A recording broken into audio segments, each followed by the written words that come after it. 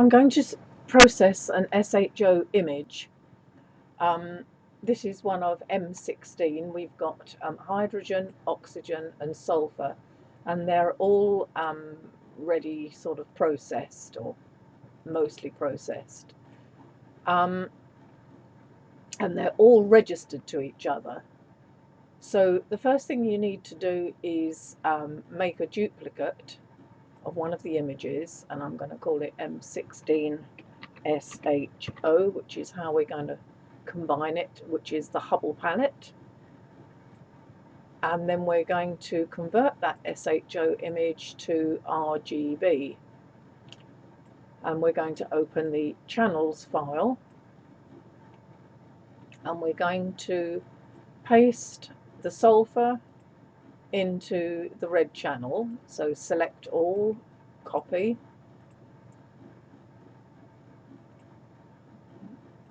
and you paste that into the red channel, paste.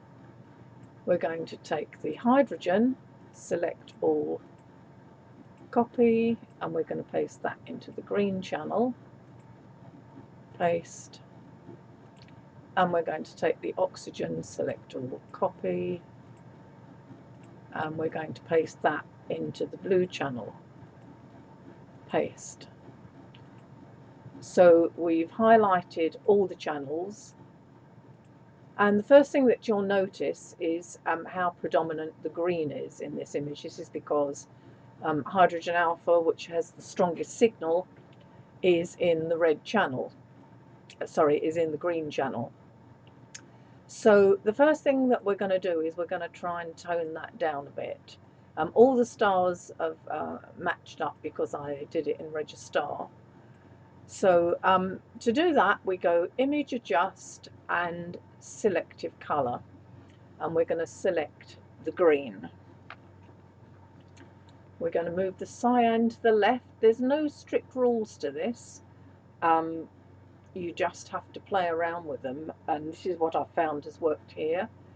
And magenta is going to move to the right a bit. We're toning this green down, as you can see, and the yellow is going to move to the left. So we've really got rid of a lot of that green cast, and we're starting to see the Hubble colours appear. We've got the blue here and the yellowy outside.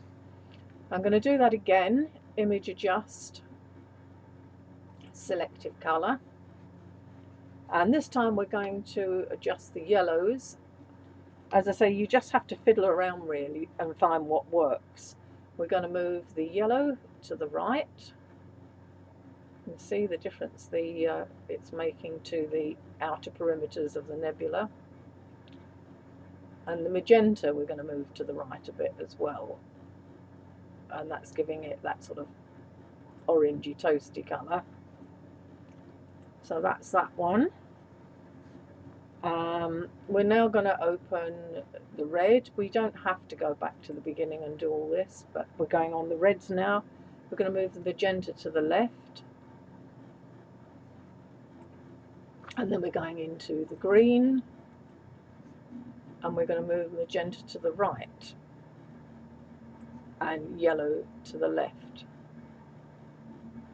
So it's all subjective, and you can adjust these colours as best you feel.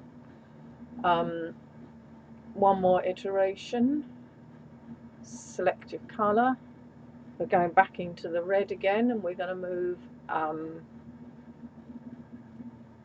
to the left. No, that's not the one I was going to do.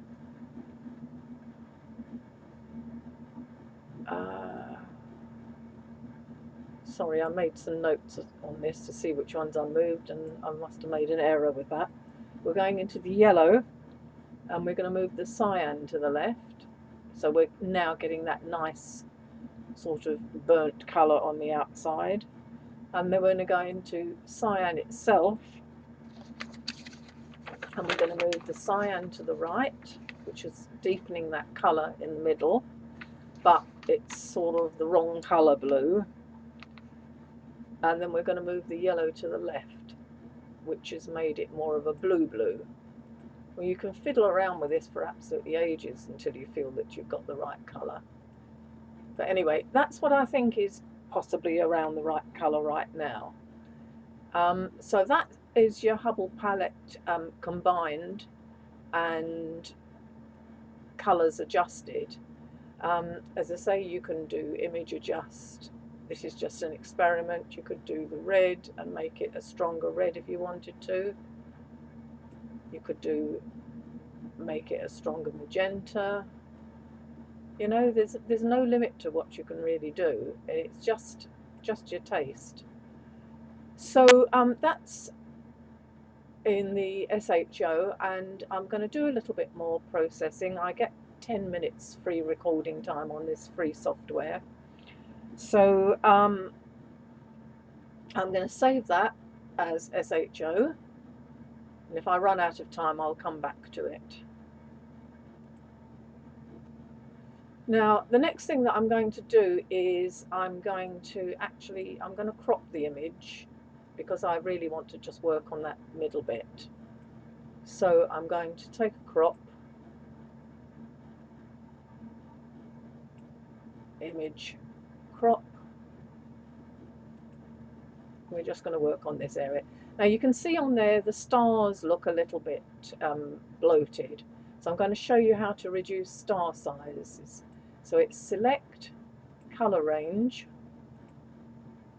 highlights, and you'll see all the stars have got wiggly ants around them. We're going to select, modify and expand the stars by 6. Again, there's no rules on this, you just need to experiment and find what works for you. Select, modify, feather, and we're going to feather by half the amount we expanded, so there's no hard edge. Now for the purpose of this exercise, I'm going to switch off those moving ants so you can see the difference. So that's Control and H, but all the stars are selected. And I'm going to do Filter, Other, Minimum. And you can see instantly, it's only a radius of 1, that the stars have shrunk. So I'm going to go back into the history, and I'm going to take you back to before I reduce the stars so you can see the difference. So sorry, so you can see there's quite a bit of difference there. I'm going to resave it, and that's probably as much as I can get done on this particular video. You can do layers and sharpen the image up a little bit more. I'm going to duplicate the layer. I'm probably going to run out of recording time. I'm going to do a high pass filter, but I'm going to select all and copy, and I'm going to do Other, high pass, and just a little high pass filter, 3.3, normal, overlay, merge down. If you go back into the history, you can see that's a little bit sharper than it was before the high pass.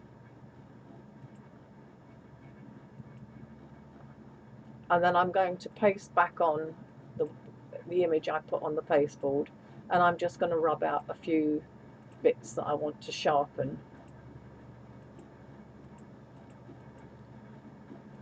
Just a little bit.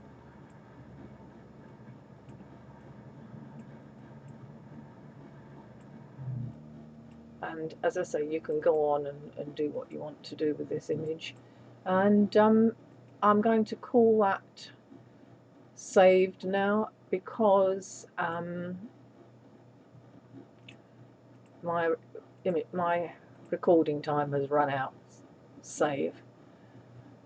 Okay, so that's a Hubble palette, SHO colours. You can play around with them, make them whatever colour you like. Thank you.